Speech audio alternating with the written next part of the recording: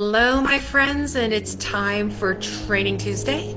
Welcome to Training Tuesday from scenic, sunny Arizona. I am out in the West once again, and I am thrilled to have you guys here.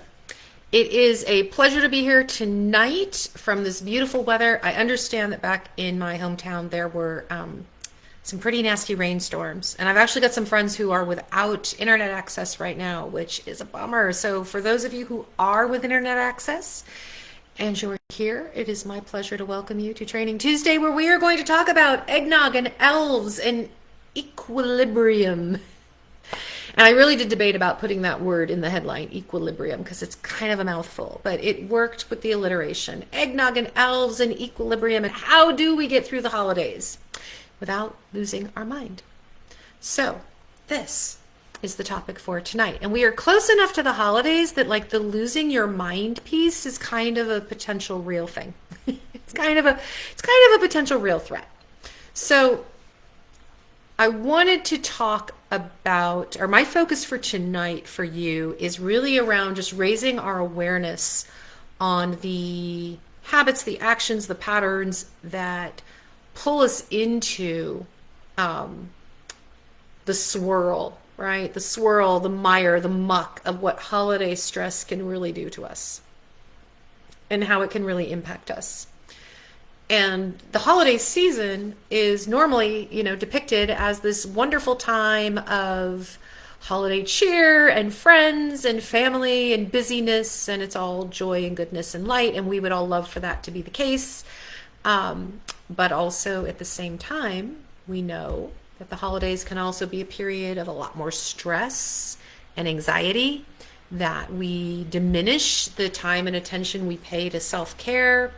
And this is particularly true for women. And this phenomena is actually supported by research. And hey, it's Joyce. Welcome, Joyce. It's good to see you. Thank you for being here tonight.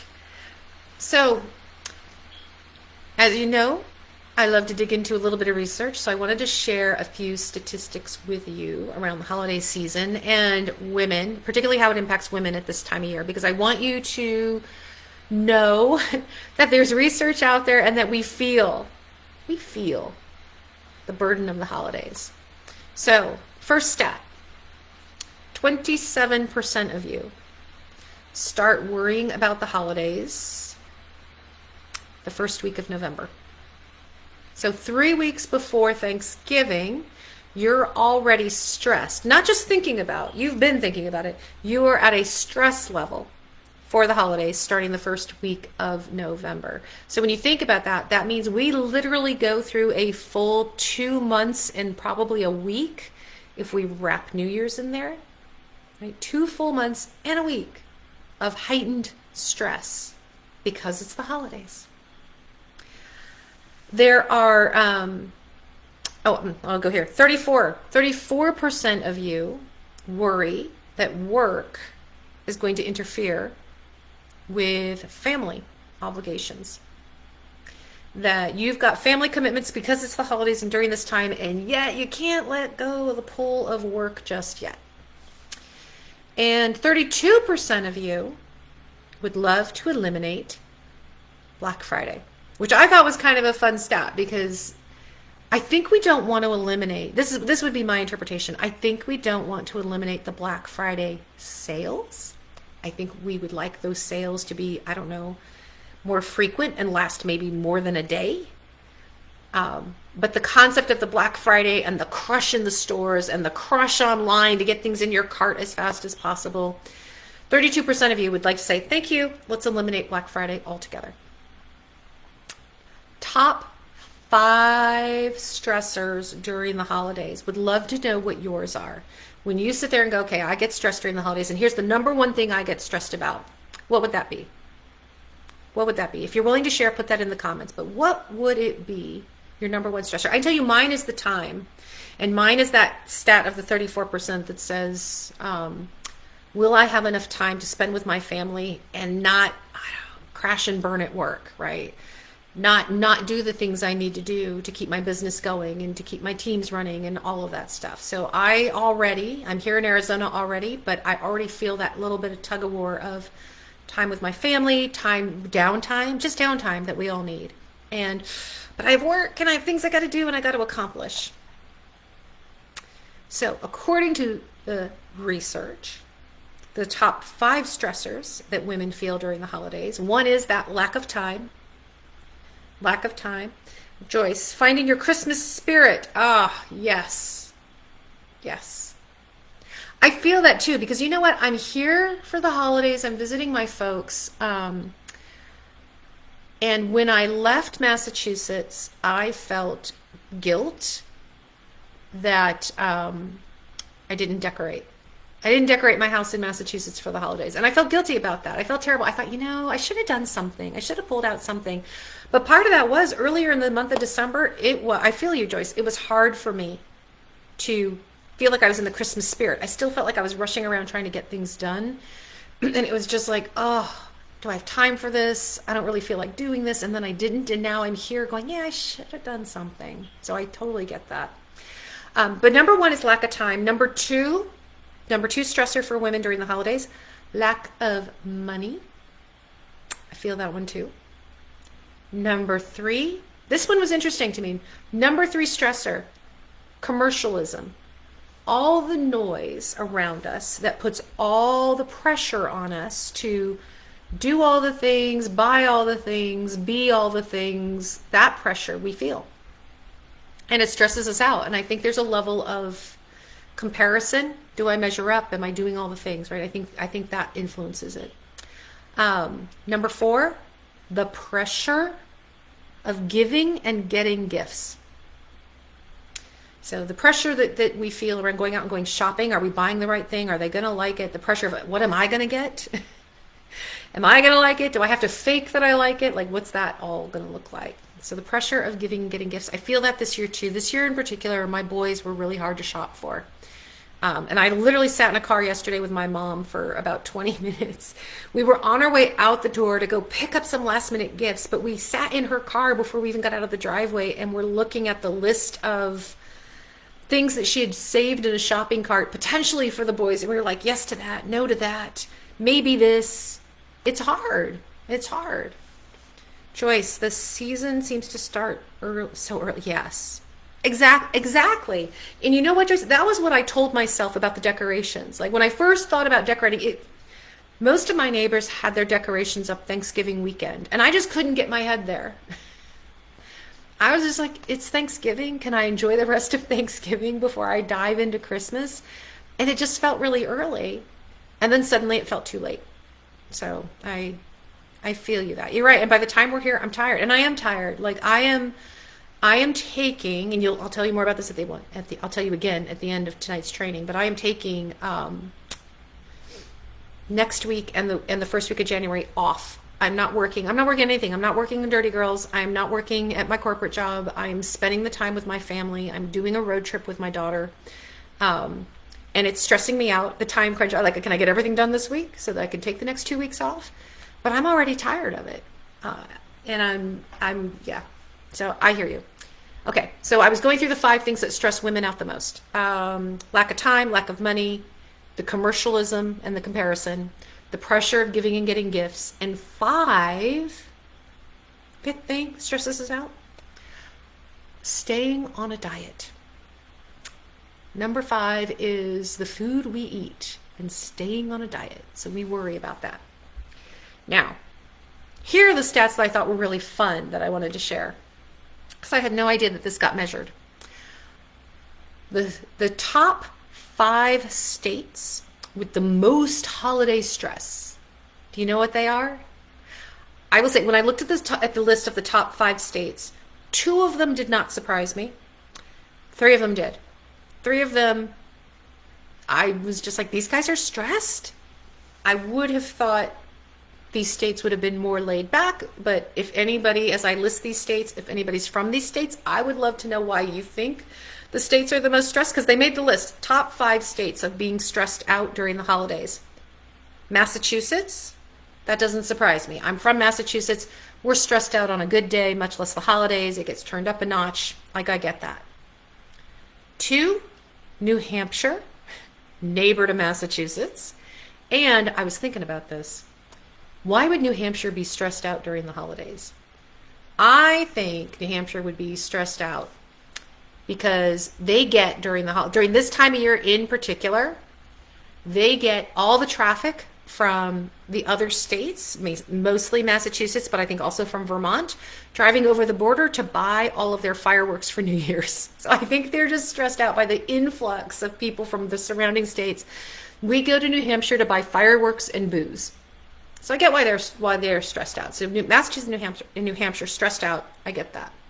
The other three states that are stressed out during the holidays that kind of surprised me: Oklahoma, Nebraska, and North Dakota. And I guess when I think about those states, I think about they're in the Midwest and they're like a winter wonderland. So I see lots of snow and lights and pretty and calm, but apparently they're super stressed. So if any of you are from those states, I would love to hear what it is that stresses you out the most during the holidays that has your state ranked right up there. And hello, Rochelle. It is lovely to see you. And I am so happy that you are doing well and feeling peaceful, because that is the ultimate goal, right? Feeling comfortable and at peace with ourselves and our choices and what we're doing. I love that you're here tonight, and thank you for that comment. Yes, Joyce, tourists looking for a perfect Christmas because they influx everywhere, right? They influx other places. So the 5 most stressed out states, right? Massachusetts, New Hampshire, Oklahoma, Nebraska, North Dakota. So of course we had to look at what are the 5 least stressed out states. So if you're from one of these states, I would love to know your secret for being the least stressed out. There was one on this list that surprised me, and then I thought about it and thought, well, maybe not so much. This list is least stressed out states during the holidays: Alaska, Wyoming, Washington, D.C., not a state, but it's in the list, Kansas, South Carolina. It was Washington, D.C. that surprised me, because I think of Washington, D.C. as such an intense, kind of high-stress, busy environment. And then when I thought about it, I thought, you know what, though? The politicians go home for the holidays.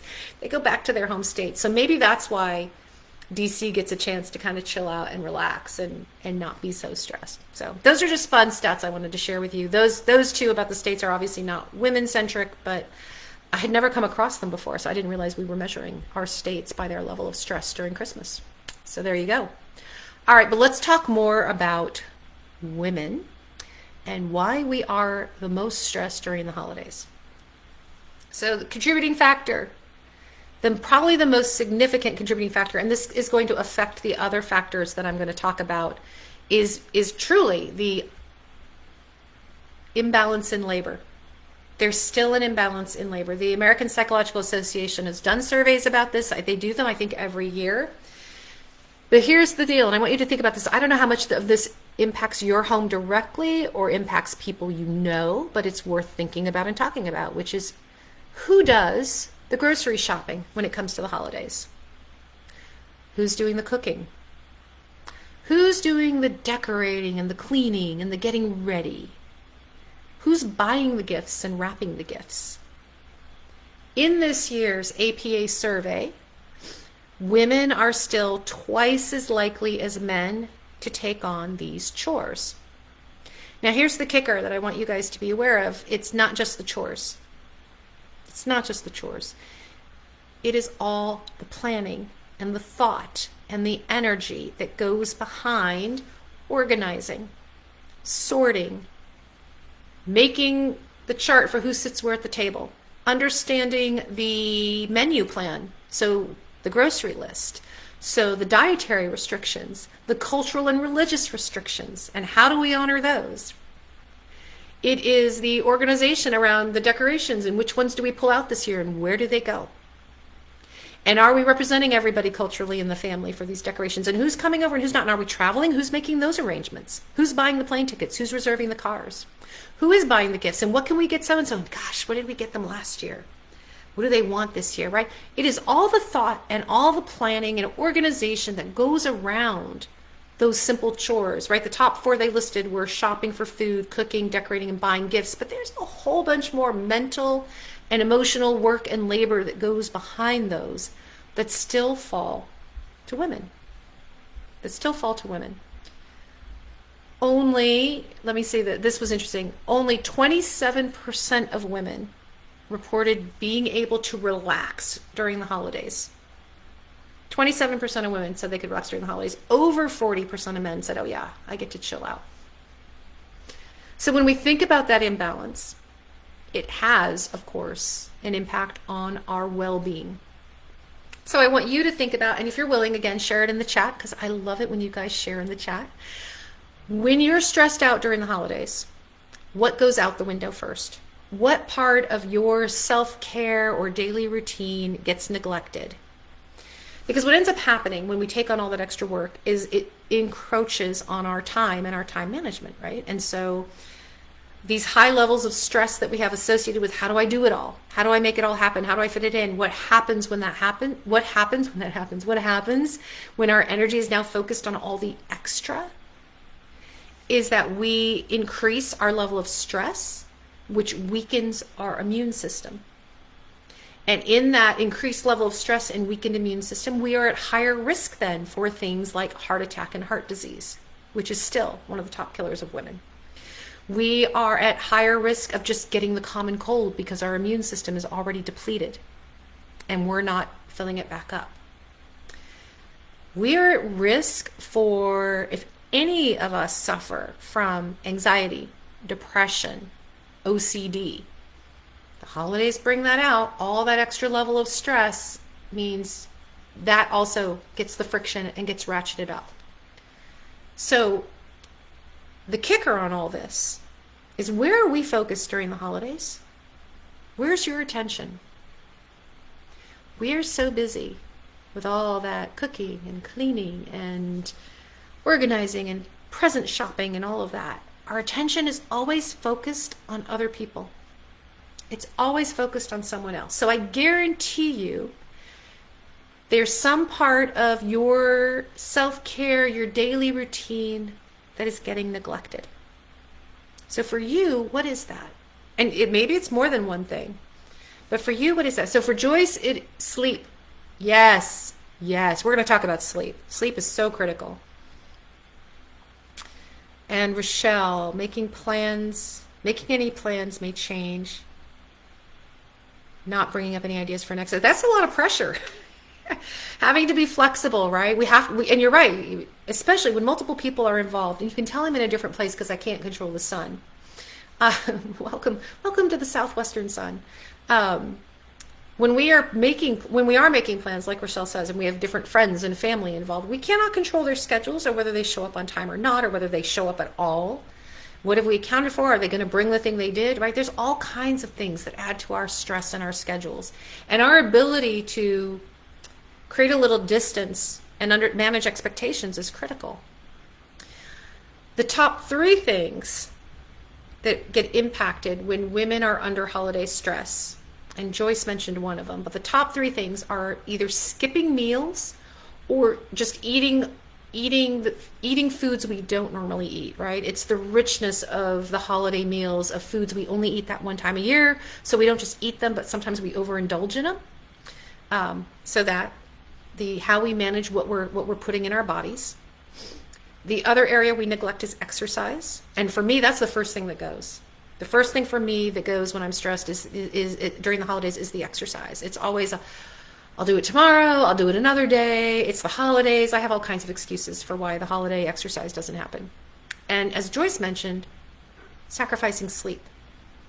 And when we sacrifice sleep, that can happen to all kinds of reasons, right? The sleep disruption can be because we're literally sacrificing it. We're staying up late to wrap the presents or to hang out with family, or we're just so busy rushing around and cramming everything into our day that we don't get to bed at our normal time. So that can certainly be one. But the other piece is, if I think about the other factors, if I'm not exercising, my body isn't getting the energy out it normally gets. I don't sleep well. If I'm messing around with my diet, eating really rich foods, eating more than usual, eating later than usual, if there's alcohol consumption involved, I'm not making a comment on whether you drink alcohol or not. What I'm saying is alcohol and rich foods are scientifically known to disrupt our hormones, and that can very much disrupt our sleep. We have this added pressure that we're supposed to be creating this perfect holiday experience for our family. And as we're creating this experience for them, we ourselves are experiencing a lot of burnout and a dry throat. Hold on. So, paying attention, right, to the things that we're putting in our body make a big difference, because all this stuff can be very disruptive. And we don't really think about it when we're in the rush and we're in the flow. We're so busy doing that we don't always pause and breathe and think about, well, what is the thing that we're doing? What's that impact that we're actually having on ourselves and on our bodies? But here's the deal, and especially for those of you women, maybe of a particular age and in a particular time, that increased in food consumption or just richer foods than usual, alcohol consumption, maybe you're drinking more than usual, change in schedule, change in diet, it does disrupt your sleep. And it brings on additional disruptions to your sleep and to your daily lives, like, if you're of that particular time of life, night sweats, hot flashes. When you have these disruptions, those can increase. If you're prone to headaches, you may be getting headaches or migraines. For me, always more migraines. And just the sleep thing, racing mind. You've got so much you're thinking about in terms of what you have to do next and how you have to do it and what do you have to accommodate. And even like looking at Joyce's list, right? Dealing with the house and cleaning out closets and trying to figure out what to do. And Rochelle thinking about what's her family going to do next, or what are they not going to do? How do we accommodate everybody? No wonder we're stressed. And no wonder we're more stressed than our male partners potentially. So, final kind of area of concern around this, I mentioned earlier, right? Anxiety, depression, loneliness comes up a lot during the holidays. For a lot of people, the holidays aren't this magical, wonderful time because many people have lost a loved one. Many people are maybe estranged from their families, don't have family around anymore. So a lot of people are going through this period of time with a lot of grief, with feelings of isolation. And when that's happening, it's really hard to feel the joy. It's really hard not to sink in the depression and go into that swirl. There are other people, right? There are others of us who are concerned about, do I have enough food to eat? Do I have enough food to entertain?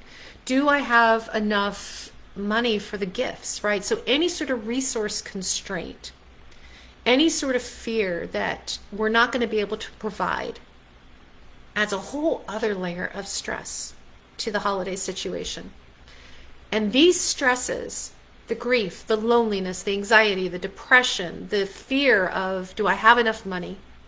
The fear of, do I have enough food? Am I available? Can I get where I need to go? Can I even make it to visit my family this year, right? When those stressors are in place, we also have the rise of domestic violence during the holidays. We also have the rise of suicide and self-harm. So I'm not trying to kick off our holidays on a depressing note, but I want us to be aware of all the different factors that are impacting everybody that we interact with, especially the women during the holidays, because underpinning all of this are the gender roles. And I'm curious how many of you feel the pressure of the traditional gender roles. Our society in 2023, going into 2024, we still operate on traditional gender roles, which is why women today still do double the work of men during the holidays. So how many of you feel that? Do you feel that pressure? I don't have a great balance on this because I'm single. So it's on me to do something for my kids. But I know when I was married, the bulk of it still fell to me. And I know for a lot of my friends, the bulk of the shopping and the wrapping and the decorating and the presenting still falls to them. It's a lot of pressure. So we have these expectations that are placed on us by society, by family, by just habit within our families. And we've accepted these roles. And some of you may be going, yeah, but I want that. I want to do the decorating. I want to do the cooking. That's fine. Again, this is not a criticism of how it's structured. This is simply the realization that by taking on all the extra, we are stressing ourselves out. And it is a choice whether we take it on or not. So the point of today is raising the awareness, and so that we can look at what are these added stressors, and even if we don't want to change them, even if you still want to do all the cooking and all the decorating, even if you want to be the one out shopping and you love shopping, just be aware that because of the holiday season, because of the added pressures and expectations, not just of you, of yourself, although that's probably the most heavy, but also that your family members may have, that your children may have, that your friends and neighbors may have. Part of my guilt over not decorating any bit of my house this year was actually for the neighbors, which I know sounds a little weird, but I live on a main road. And so town traffic goes by my house every day. And I knew when I bought the house that I had this obligation, and I live in a small town, and I felt like I have this obligation some way to make sure not only that I rake my leaves and that my lawn is mowed, right? Because I'm on a main street, but also that when the holidays come that I put some nice things out there because people are going by all the time. And I didn't do it this year. So that is part of my guilt. I do acknowledge that. And it gives me something to think about. Maybe next year I will rethink my, do I decorate over Thanksgiving weekend or the first weekend in December, and just start making that a habit. We'll see.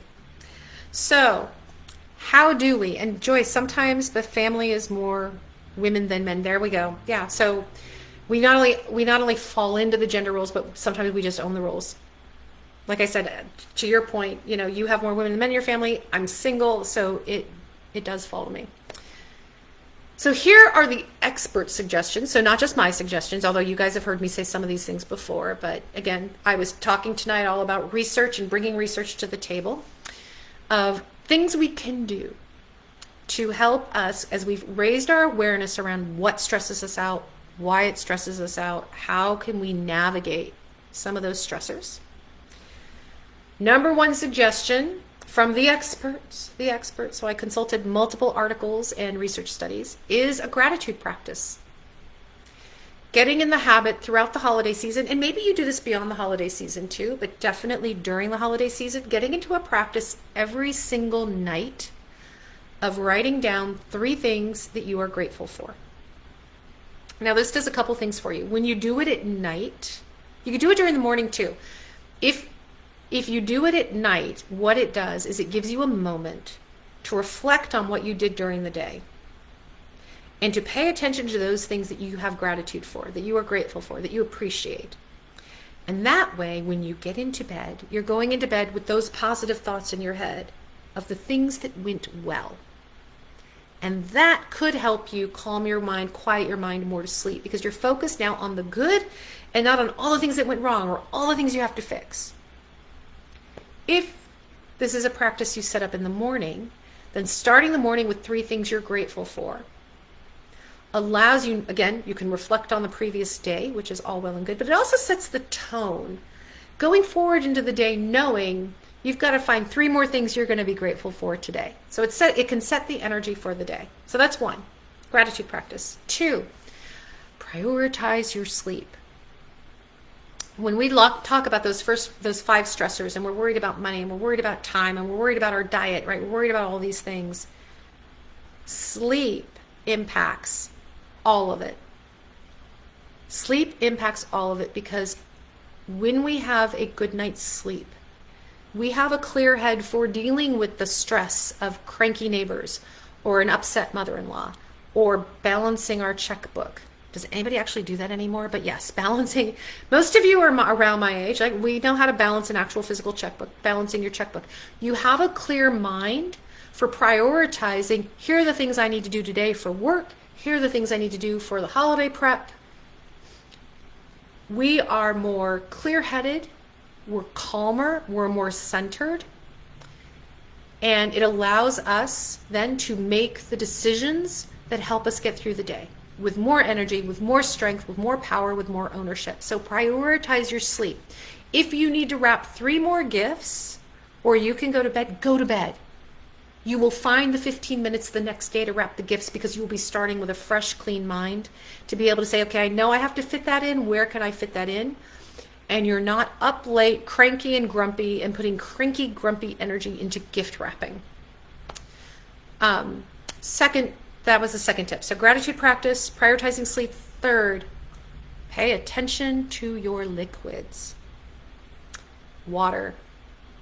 Increase your water intake and monitor your caffeine and your alcohol intake. We tend to ingest more caffeine and more alcohol during the holidays and when we're stressed. If you can monitor that and you know what your guardrails are, like I know personally how many cups of coffee I can have before I start buzzing. I also know how many drinks I can have before I get a migraine. And the answer is 0. If I want no migraine, it is 0. If I have a 50-50 of getting a migraine, it's 1.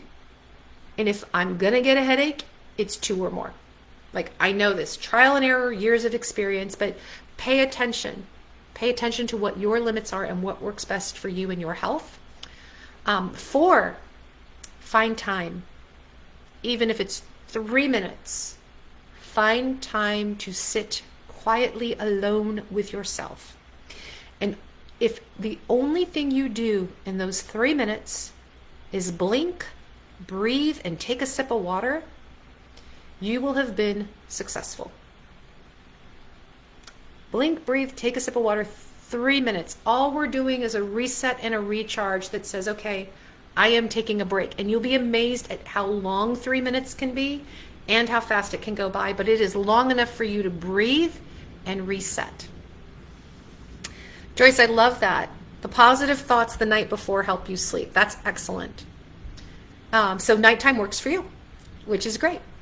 And we've got Rochelle. Oh, you know what, Rochelle? I've seen that. I've seen that mushroom drink that's supposed to replace coffee. I have been tempted, but I have not tried it yet. So if anybody in our group has tried it, I would be super interested in what your thoughts are, because I am a diehard coffee drinker. And I will even drink decaf if I need to go off caffeine, which has happened a few times in my life. I'm fine even drinking decaf, but I do drink coffee. Okay, so gratitude practice. Prioritize your sleep. Pay attention to your liquids. Find time, even if it's just 3 minutes, to breathe and sip water. And 5th, I'm going to put it out there. I have the Surviving Holiday Shenanigans Guide. So I have a guide that I created just for you guys that goes through 5 steps you can take to just give yourself a break during the holidays. To give yourself that breather and that space to say, I am aware of what's stressing me out. I'm aware that I'm stressed out. I need a second to breathe. Here are 5 things you can do to build those moments into your schedule, into your time. They're quick, they're easy, you can do them. And it's just a way to create that little bit of distance between you and the chaos that's going on, so that you can get through it with your own sense of grace, personal power, contentment, joy. Maybe so you can re-enter a room and breathe into it and just enjoy, like relax, be part of that 27% or 21% of women who say that they can relax during the holidays. Grab your moment of that. So gratitude practice, sleep, liquids, quiet time. Get my holiday guide. So I'm going to say, drop the word holiday in the chat if you would like the Surviving Holiday Shenanigans, and I will absolutely drop that your way. In the meantime, so you know, as I mentioned at the top of the call, I am out the next 2 weeks. So next week is with my family. The week after that is a road trip with my oldest kid, which I'm really looking forward to. So I will be seeing you live in the new year. I will still be around. I will still be on the site and in the group and posting stuff and chatting. I will still be around. But Training Tuesday will resume on January 9th. So have a fabulous holiday, all of you. Thank you for being here. Thank you. Kathy, it's good to see you. It's good that you're back. And I love seeing you guys. I enjoy so much. I do want to say this. I enjoy so much Training Tuesdays and the fact that you guys show up every week and that we have these different topics to talk about, that you guys share with me the topics you want to talk about, that you talk in the chat. It makes me so happy. I will be looking for a whole new slew of topics for us to tackle in 2024. So by all means, you have ideas, you have topics you want to be sure that we discuss, share them. I have some ideas for doing some different things, for trying out some new things on Training Tuesday also coming up in the new year, so look for that. In the meantime, make the most. Make the most of the end of the year. Make the most of reflecting back to realize how far you've come this year. I guarantee you that every single one of you has some accomplishments that you probably haven't identified or celebrated for yourself this year. Every single one of you probably has some moments that you haven't yet taken the time to reflect on and go, oh, that was a really good moment. And I want you to celebrate that. Life is always going to throw things at us that send us sideways. We are always going to be challenged by the people and the situations around us.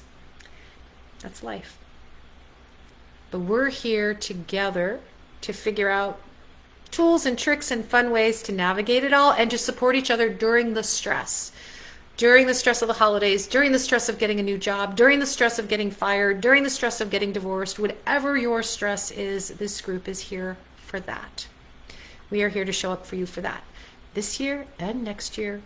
So thank you very much, you guys, for a fantastic 2023. I look forward to 2024.